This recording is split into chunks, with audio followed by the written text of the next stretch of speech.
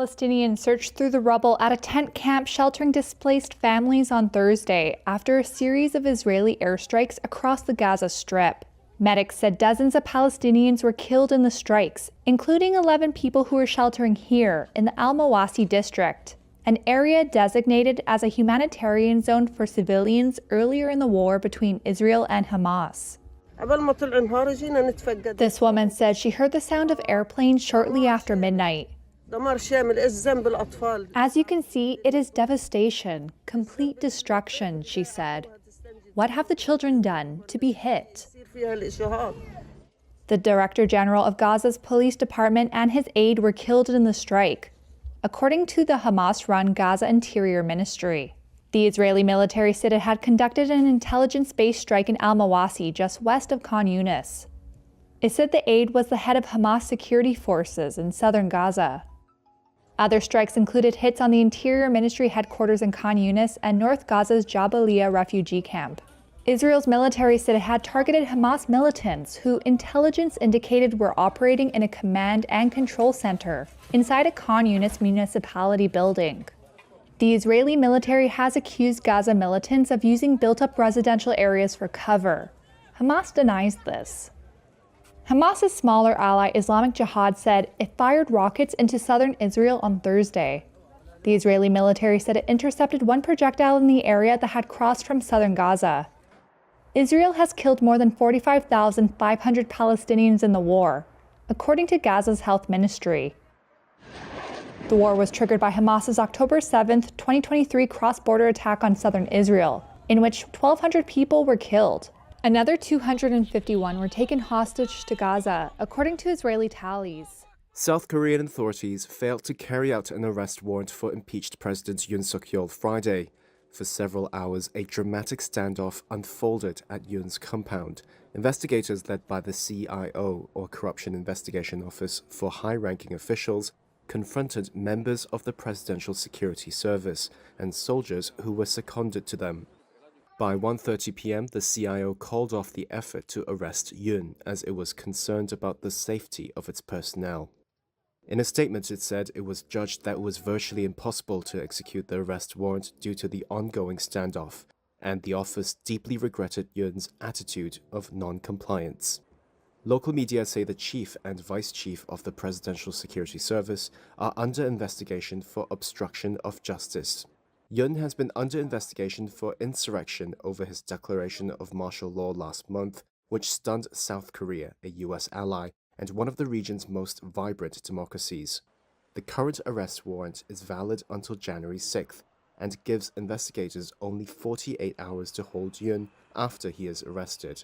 They must then decide whether to request a detention warrant or release him.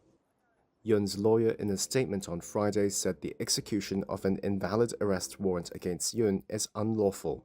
He added they will take legal action without elaborating. It's the latest turn in a political crisis sparked when Yoon declared martial law on December 3rd, claiming he was rooting out anti-state forces among his political opponents.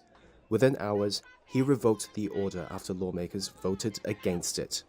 Separate from the criminal investigation, Yoon's impeachment case is currently before the Constitutional Court to decide whether to reinstate or permanently remove him. Indian authorities said on Thursday they had completed moving toxic waste from the site of the 1984 Bhopal gas leak disaster, which killed more than 5,000 people. On December 3, 1984, a methyl isocyanate gas leaked from a pesticide factory owned by American firm Union Carbide, poisoning more than 500,000 people. 12 leak-free containers carrying about 370 tons of toxic waste reached a disposal facility about 140 miles away on Thursday. Swatantra Kumar Singh, the director of Bhopal Gas Tragedy Relief and Rehabilitation Department, told Reuters. The Madhya Pradesh state government said in a statement that a trial run was done in 2015 to dispose of 11 tons of waste, and that it will take 3 to 9 months to incinerate the remaining material. Singh said the trial run conducted by the Federal Pollution Control Agency found emission standards to be in accordance with prescribed national standards and that the process is environmentally safe. But activist Rachna Dhingra said the solid waste after incineration would be buried in a landfill and will result in environmental concerns. Even today, there is toxic waste at 21 locations in the factory and buried in solar ponds outside the factory as well, Dhingra said. The plant, which is now owned by Dow Chemical, was seen as a symbol of industrialization in India when it was built in 1969. It generated thousands of jobs for the poor and manufactured cheap pesticides for millions of farmers. US President Joe Biden has decided to block Nippon Steel's bid to take over US Steel. That's according to a report by the Washington Post. If confirmed, it would put an end to a long-running and contentious plan. The report says the decision was taken despite contrary advice from some advisors, who feared the impact on US-Japan relations. It cited two administration officials. There was no new comment from the companies or the White House.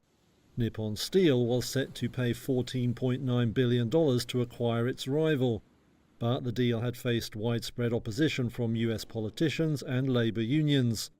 Biden has said he wants US Steel to be domestically owned and run. Meanwhile, President-elect Donald Trump has vowed to block the deal when he takes over later in January.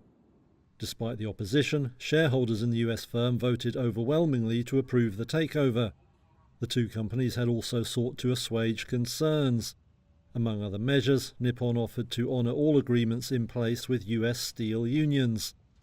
A Reuters source says it also proposed giving Washington a veto over any cuts to production capacity. Japanese Prime Minister Shigeru Ishiba had urged Biden to approve the takeover to avoid marring ties between the allies. Apple is to pay $95 million to settle a lawsuit claiming its Siri voice assistant snooped on users. That's according to a filing in a California federal court. iPhone users complained that Apple routinely recorded their conversations after they accidentally activated Siri. That can happen when people say something similar to the "Hey Siri" phrase that is meant to wake the voice assistant. The class action suit says the firm then disclosed the recordings to third parties, including advertisers.